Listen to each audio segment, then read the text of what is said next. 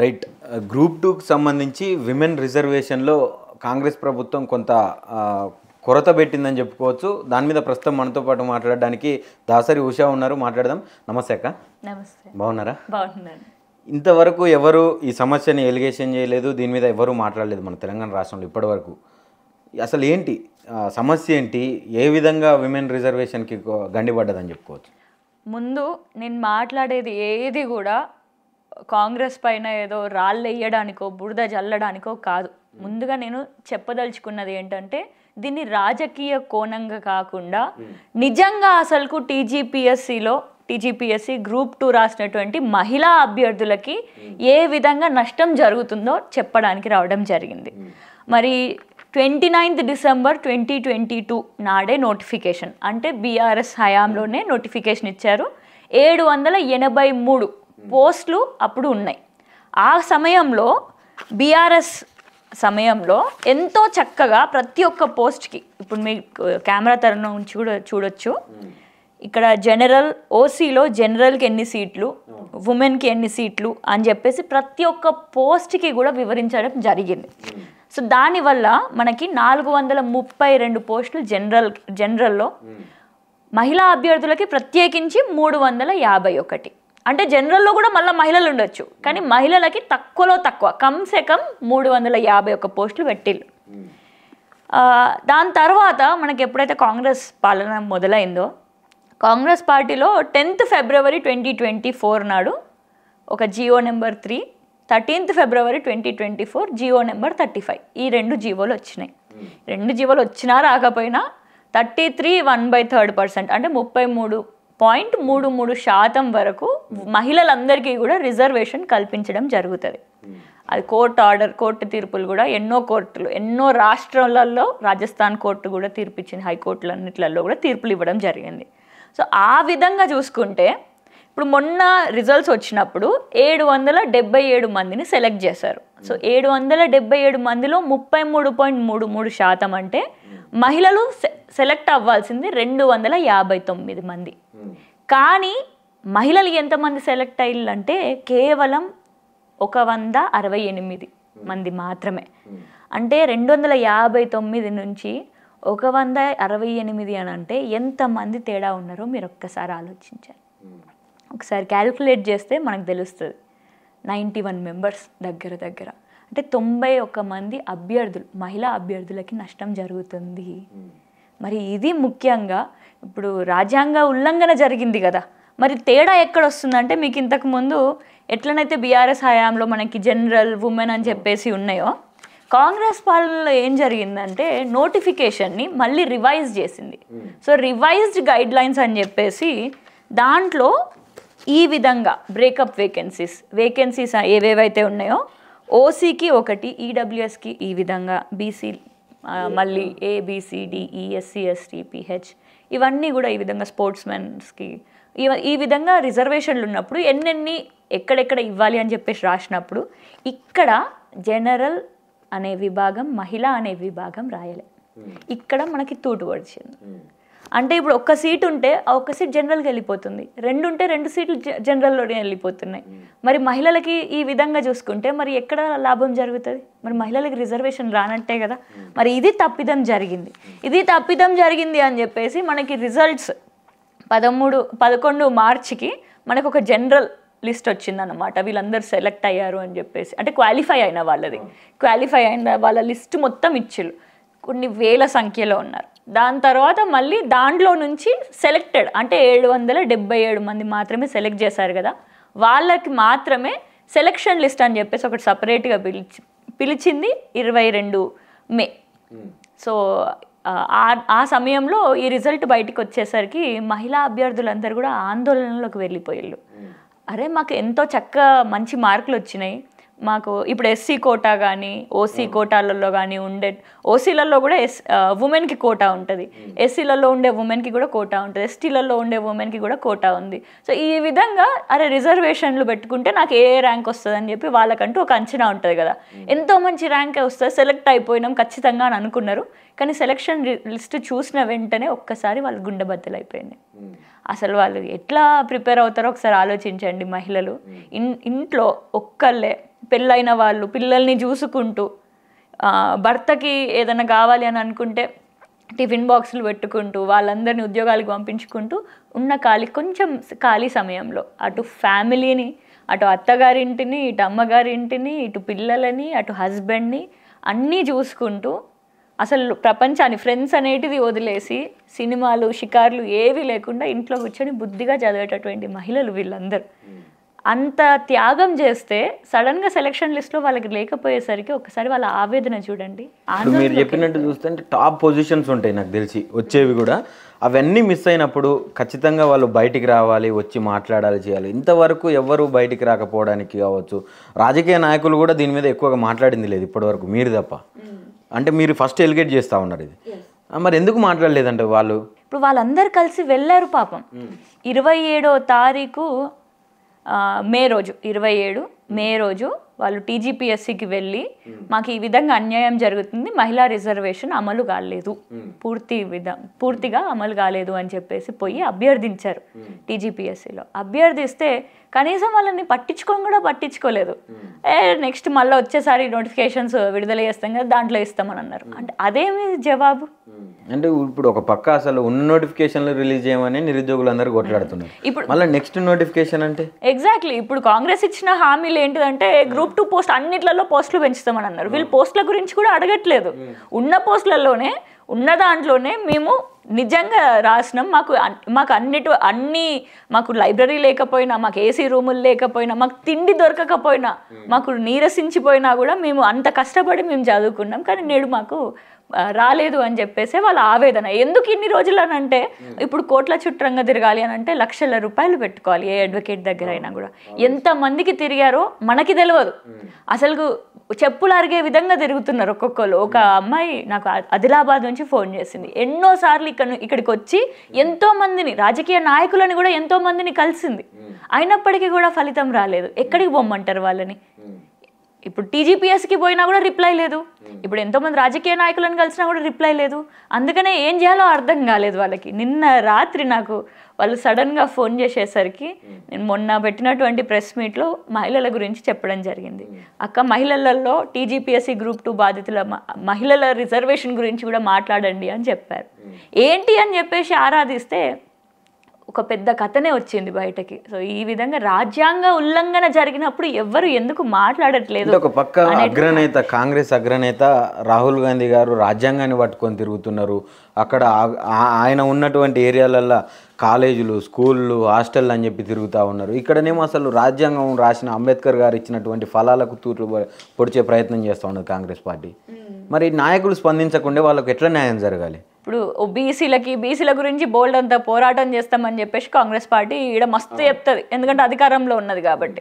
అరే రిజర్వేషన్లు ఇద్దామని చెప్పేసి మస్తు చెప్తుంది. ఇప్పుడు బీసీలకు కూడా 42% ప్రతి ఒక్క దాంట్లో రాజకీయంగాను రిజర్వేషన్లు ఇస్తామని చెప్పేసి ఇచ్చేసినాం అనే విధంగా, ఇంకా మాది అయిపోయింది, ఇంకా సెంట్రల్ గవర్నమెంట్ ఒకటే ఆమోదించాలి అని చెప్పేసి ఆ విధంగా పలుకులు పలుకుతుంది.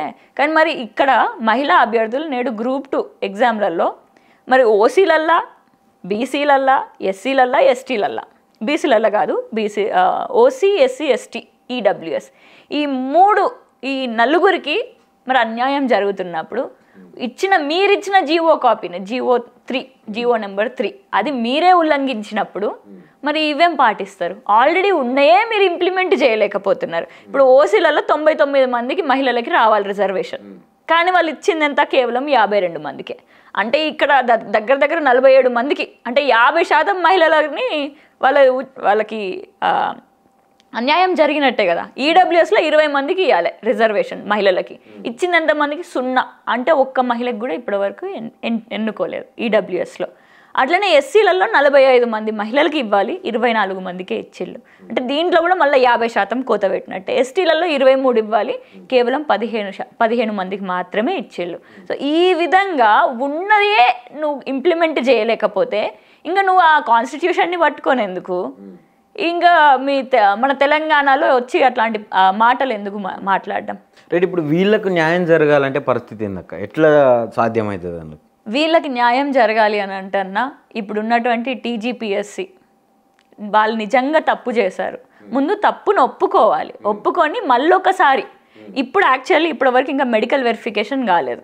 మొన్న ఈ మధ్యనే సివి అయిపోయింది, సర్టిఫికేట్ వెరిఫికేషన్ అయిపోయింది. సో సర్టిఫికేట్ వెరిఫికేషన్ అయిపోయింది, ఇంకా మెడికల్ వెరిఫికేషన్ కాలేదు కాబట్టి మళ్ళీ ఒకసారి ఇప్పుడు 777 పీపుల్ని పిలిచిళ్ళు. ఇప్పుడు వీళ్ళకి ఇద్దాము అని అంటే కొంతమంది అబ్బాయిలకు పోతుంది కదా అని అనుకుంటారు, కానీ ఇప్పుడు Group 1 రాసిన వాళ్ళే మళ్ళీ Group 2 కూడా చాలామంది రాస్తారు. సో ఇప్పుడు Group 1 exam notification, exams results వచ్చిన తర్వాత మీరు Group 2 ఇచ్చిళ్ళు అనుకోండి, ఇప్పుడు ఈ 777 సెలెక్టెడ్లలో కొంతమంది వాళ్ళు కూడా ఉంటారు, సో వాళ్ళు ఎగ్జిట్ అయిపోతారు కదా. సో ఆ విధంగా చేయొచ్చు, ఇంకా చాలా ఉన్నాయి ఆ విధంగా. ఇప్పుడు Group 2 ఎగ్జామ్లోనే కొంతమంది సర్టిఫికేట్ వెరిఫికేషన్ తప్పుడు సర్టిఫికేట్లు పెట్టో, లేదా సర్టిఫికేట్ లేని కారణాల వల్లనో, లేకపోతే అటెండ్ కాని కారణాల వల్లనో, లేకపోతే కొంతమంది విదేశాలకు వెళ్ళే కారణాల వల్ల, ఈ విధంగా ఎన్నో కారణాలతోటి వాళ్ళు అటెండ్ కాలేకపోతారు. సో వాళ్ళ ప్లేస్లలో కూడా మళ్ళీ వాళ్ళని రీప్లేస్ చేసుకోవచ్చు. సో ఇప్పటికీ కూడా ఇంకా సమయం వృధా కాలేదు, మనకి ఇప్పటికీ కూడా ఇంకా సమయం ఉంది. ఎవరి భవిష్యత్తు కూడా ఇక్కడ ఆటంకం కలిగే విధంగా లేదు. కాబట్టి ఇప్పుడే చొరవ చేసుకొని టీజీపీఎస్సీ ముందుకొచ్చి మహిళా అభ్యర్థులకి వెంటనే అక్కడ రీప్లేస్ చేయాల్సిందే. ఎందుకు జరుగుతుంది? ఇప్పుడు గత ప్రభుత్వం వల్ల పేపర్ లీకేజీలు జరిగినాయి, అది ఇదని చెప్పి నిరుద్యోగులందరినీ కాంగ్రెస్ కార్యకర్తలాగా ప్రచారాలకు పంపించి కాంగ్రెస్ ప్రభుత్వం ఏర్పడ్డది. మళ్ళీ ఎందుకు ఈ ప్రభుత్వం ఏర్పడ్డాక కూడా ఇప్పుడు మొన్న పెట్టినటువంటి రిలీజ్ చేసినటువంటి అన్ని నోటిఫికేషన్లు కావచ్చు, అంటే రిజల్ట్స్లో కావచ్చు, ఒక 2 సెంటర్ల నుంచి ఎక్కువ మొత్తంలో క్వాలిఫై అవ్వడం కావచ్చు, కొన్ని సెంటర్లలో వాళ్ళు జెల్ పెన్స్తో రాసినా కూడా ఈ సమస్య ఇప్పుడు కొత్తగా ఇప్పుడు ఇది ఎట్లనో అది కూడా సేమ్ అట్లనే బయటకు వస్తూ ఉంది. జెల్ పెన్ తోటి రాస్తే కూడా కన్సిడర్ చేసింది టీజీపీఎస్సీ అని చెప్పి. అంటే ఇలాంటి సమస్యలు మళ్ళీ ఎందుకు వస్తున్నాయి అనుకోవచ్చు. నిరుద్యోగులు ఒక పక్క జాబ్ క్యాలెండర్ కావచ్చు, నోటిఫికేషన్లు కావచ్చు, రకరకాల కారణాల వల్ల ఇంకా రోడ్ల మీదనే ఉన్నారు. ఎప్పుడు చదవాలి, నోటిఫికేషన్లు ఎప్పుడు రావాలి? 2 సంవత్సరాలు కంప్లీట్ అయిపోయింది. ఇది ఒక పెద్ద వ్యాపారం అయిపోయింది అన్న. ఎందుకంటే ఇప్పుడు టీజీపీఎస్సీ Group 2లో ఉన్నోళ్ళు కూడా పెద్ద పెద్ద పొజిషన్స్ ఉన్న వాళ్ళే. డిప్యూటీ తహసీల్దార్, మున్సిపల్ కమిషనర్ గ్రేడ్ 3 అట్లాంటి పెద్ద పెద్ద పొజిషన్లో ఉన్న వాళ్ళే. సో వీళ్ళే మనకి అడ్మినిస్ట్రేట్ చేసేది. Group 1లో కూడా పెద్ద పెద్ద పోస్ట్లో ఉన్న వాళ్ళే. సో మనకి ఇక్కడ ఏంటంటే రాజకీయంగా కొంతమందిని ఉపయోగించుకుందాం, లేకపోతే రాజకీయంగా ఇప్పుడు కాంగ్రెస్ పార్టీ ఎవరినైనా తీసుకొని వచ్చి అక్కడ పారాషూట్ చేసి అక్కడ పారాషూట్లో తీసుకొచ్చి వీళ్ళకి పోస్ట్ ఇద్దామని అనుకున్నది అనుకోండి, ఆ పోస్ట్లో ఉన్న వాళ్ళు వీళ్ళకే కదా జీవితాంతం ఊడిగం చేసేది. అట్లా వాళ్ళకి ఇంటర్నల్ ఇన్ఫర్మేషన్ కూడా తెలుస్తుంది కదా, వాళ్ళ ఆపోజిషన్లో ఉన్న రూలింగ్లో ఉన్న. సో వాళ్ళ కోసం పని చేయడానికి ఎన్నోసార్లు ఈ విధంగా అయింది. మధ్యప్రదేశ్లో కూడా మనకి వ్యాపం కుంభకోణం కానీ ఇట్లాంటి ఎన్నో కుంభకోణాలు బయటకు వస్తూనే ఉంటాయి, రహస్యంగా జరుగుతూనే ఉంటాయి, మళ్ళీ బయటకు వస్తూనే ఉంటాయి. ఎంతోమంది చనిపోవడం కూడా జరిగింది ఇలాంటి స్కామ్స్ని బయటకి తీసుకొని వచ్చినందుకు. సో ఇవన్నీ ఏమని అనుకోవచ్చానంటే, ఇప్పుడు బీఆర్ఎస్ హయాంలో పేపర్ లీక్ అయింది. పేపర్ లీక్ అయిన తర్వాత అక్కడ కేటీఆర్ అన్న గారు ఇమీడియట్గా ఇన్వెస్టిగేషన్ ఏర్పాటు చేశారు, జ్యుడిషియల్ ఎంక్వైరీ ఏర్పాటు చేశారు. సో ఇప్పుడు కూడా Group 1లో ఆ విధంగా తప్పిదం జరిగింది అని అంటే మళ్ళీ ఒకసారి జ్యుడిషియల్ ఎంక్వైరీ ఏర్పాటు చేయాలి. సిట్ విచారణ జరగాల్సిందే. అసలు ఎటు పోతుంది అని చెప్పేసి తరోగా ఇన్వెస్టిగేట్ చేయాలి, ఒకవేళ చిత్తశుద్ధే ఉంటే. కానీ అట్లాంటి చిత్తశుద్ధి లేకపోతే మా వాళ్ళని పెట్టుకుంటా, నేను రెడ్డి కదా రెడ్డోళ్ళనే పెట్టుకుంటా అని అంటే మరి మిగిలిన వాళ్ళందరి పరిస్థితి ఏంటి? ఎందువల్ల జరిగిందక్క ఈ తప్పు? అంటే ఎవరి ద్వారా తప్పు జరిగింది అనుకోవచ్చు మనం ఇప్పుడు? ఇదైతే ప్యూర్లీ నెగ్లిజెన్స్ ఆఫ్ టీజీపీఎస్సీ అని, ఇట్స్ అ ప్యూర్ ఫాల్ట్. ఎందుకంటే మనకి బీఆర్ఎస్ హయాంలో క్లియర్గా ప్రతి ఒక్క వేకెన్సీ, ప్రతి ఒక్క పోస్ట్కి జనరల్ ఎన్ని, ఉమెన్కి ఎన్ని అని చెప్పేసి క్లియర్ కట్గా రాశారు, డిఫైన్ చేశారు. కానీ ఇక్కడ అట్లా డిఫైన్ చేయలేదు. డిఫైన్ చేయకుండా ఓవరాల్గా ఒక GO3 తీసుకొని వచ్చి 33.33% ఉమెన్కి రిజర్వేషన్ వెళ్తుంది అని అన్నారు. కానీ ఇంప్లిమెంటేషన్కి వచ్చేసరికి ఓసీ, బీసీ, ఎస్సీ, ఎస్టీ అన్నట్టుగా ఇవ్వలేదు, ఈడబ్ల్యూఎస్ అన్నట్టుగా ఇవ్వలేదు. ఇంప్లిమెంటేషన్కి వచ్చేసరికి ఓవరాల్గా తీసుకోలేదు, కేటగిరీ వైజ్ తీసుకోకుండా పోస్ట్ వైజ్గా తీసుకున్నారు. పోస్ట్ వైజ్గా తీసుకోమని చెప్పేసి ఏ కోర్ట్ ఆర్డర్ ఉంది, ఏ రూల్ చెప్తుంది. ఎక్కడైనా ఏ కోర్ట్ ఆర్డర్ తీసుకున్నా కూడా కమ్యూనిటీ వైజ్ తీసుకోవాలి అని చెప్పేసి ఉన్నది. సో ఇక్కడ purely it is a fault of TGPSC. మరి టీజీపీఎస్సీ చేసిన తప్పిదానికి టీజీపీఎస్సీ బాధ్యత వహించాల్సిందే, టీజీపీఎస్సీ చైర్మన్ బాధ్యత వహించాల్సిందే, తప్పకుండా. ఇప్పుడు వీళ్ళు ఆల్రెడీ బాధితులు ఎవరైతే ఉన్నారో టీజీపీఎస్సీని కలవడం జరిగిందని చెప్పి మీరే చెప్తా ఉన్నారు. వాళ్ళు ఇచ్చిన సమాధానం వాళ్ళు నెగ్లెక్ట్ చేస్తూ ఉన్నారు ఈ సమస్యను అని చెప్పి ప్రధానంగా అర్థమవుతా ఉన్నది మనకు. మరి ఎట్లా న్యాయం జరగాలి వాళ్ళకు? ఇప్పుడు న్యాయం జరగాలి అంటే అన్న ప్రతి ఒక్కటి కొట్లాటనే, కొట్లాడితే పోయేదేమీ లేదు అని అంటారు. కానీ ఇక్కడ ఇబ్బంది ఏంటంటే ఇక్కడ ఉన్న వాళ్ళందరూ కూడా మహిళలే. ఇంట్లో వాళ్ళ భర్తను వదిలేసుకొని రావాలి అని అన్నా, ఫ్యామిలీని చెప్పి రావాలి అన్న, పోలీస్ కేసు అంటేనే భయపడతారు, కోర్టు అంటేనే భయం, ఎంత పైసలు వృధా అయితే అని. అంతెందుకు అక్కడ ఆదిలాబాద్ నుంచి ఇక్కడికి రావాలంటే కూడా పైసల కోసం మళ్ళీ వాళ్ళనే అడగాల్సి వస్తుంది. మరి ఇప్పుడు గతంలో ఇలాంటి సమస్యలన్నింటినీ లేవనెత్తినటువంటి మేధావులు ఇప్పుడు ఎందుకు మాట్లాడతలేరు? ఇప్పుడు ఎందుకు మాట్లాడతలేరు? నా ప్రశ్న కూడా అంతే. మీరు గతంలో మీరందరూ ఎందుకు నేడు ఇన్ని సమస్యలు ఉన్నప్పటికీ కూడా బయటికి వచ్చి నోరిప్పుతలేరు? మీరు ఏమన్నా కాంగ్రెస్ పార్టీకి గూఢాచారులు లెక్క పనిచేసిలా ఇంతకు ముందు? లేకపోతే కాంగ్రెస్ పార్టీకి ఏమైనా మీకు ఇచ్చిపుచ్చుకున్న ఏమైనా ఉన్నాయా? మీరు ఎందుకు నోరు మెదపడం లేదని అంటున్నా.